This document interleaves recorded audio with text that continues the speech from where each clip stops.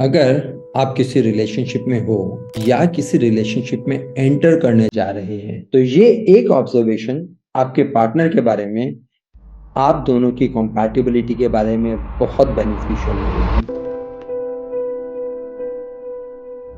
ज्यादातर होता क्या है, जब कभी भी हम किसी रिलेशनशिप में जाते हैं, जनरली लुक्स और अपीयरेंस के बेसिस में हम रिलेशनशिप में एंटर कर जाते हैं। लेकिन लुक्स और रिलेशनशिप के साथ साथ बिहेवियर, सामने वाला का बिहेवियर आपकी तरफ बहुत इंपॉर्टेंट होता है।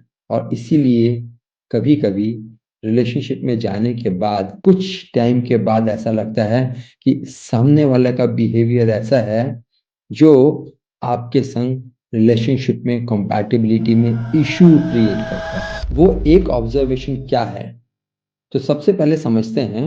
एक रिलेशनशिप में कम्युनिकेशन, एक दूसरे के साथ कम्युनिकेशन बहुत इंपॉर्टेंट एस्पेक्ट है। अगर कम्युनिकेशन में गैप है या कम्युनिकेशन हो ही नहीं रहा है तो कंपैटिबिलिटी कहाँ से रहेगी। सामने वाला पर्सन कैसा है, अपने आप को एक्सप्रेस करता है नहीं करता है, ये सिर्फ उसकी हैंडराइटिंग में एक चीज को देखकर आप समझ जाएंगे कि आपके साथ उसकी कंपैटिबिलिटी है या नहीं है। तो पहली चीज समझते हैं कि अगर आप सामने वाले की हैंडराइटिंग देखते हैं और उसकी हैंडराइटिंग ज्यादातर आगे की तरफ झुकी हुई है तो ध्यान रखिएगा, ये इंसान खुल के एक्सप्रेस करने वाला इंसान है। बिंदास कभी भी किसी समय किसी के साथ भी बात कर सकता है, अपनी मन की बात को खुल के रख सकता है। लेकिन वहीं पर किसी की हैंडराइटिंग पीछे की तरफ झुकी हुई है तो यानी कि ये अपने इमोशंस को दबाता है, खुल के एक्सप्रेस नहीं करता है या नहीं करती है।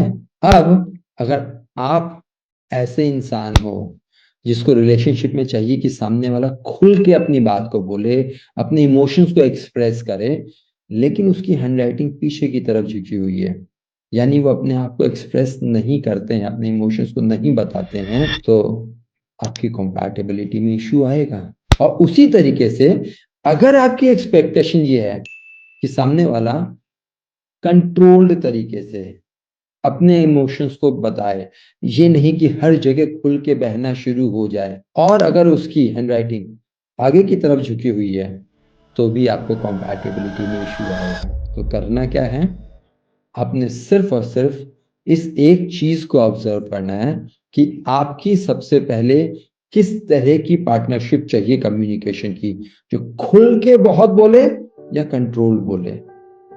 उसके हिसाब से उसकी हैंडराइटिंग को आप जब देखेंगे तो आपको उसमें अपने पार्टनर में कंपैटिबिलिटी का लॉन्ग टर्म सस्टेन करने की पॉसिबिलिटी मिल जाएगी। ये है हैंडराइटिंग से एनालिसिस करने की पावर। इस बात को मानने के लिए आपको एक्सपीरियंस करना बहुत जरूरी है, औरों की हैंडराइटिंग चेक करिए। और ज़्यादा अंडरस्टैंडिंग के लिए आप हमारी कम्युनिटी इंस्टाग्राम और यूट्यूब में फॉलो करिए, आपको बहुत सारी इंफॉर्मेशन मिलेगी।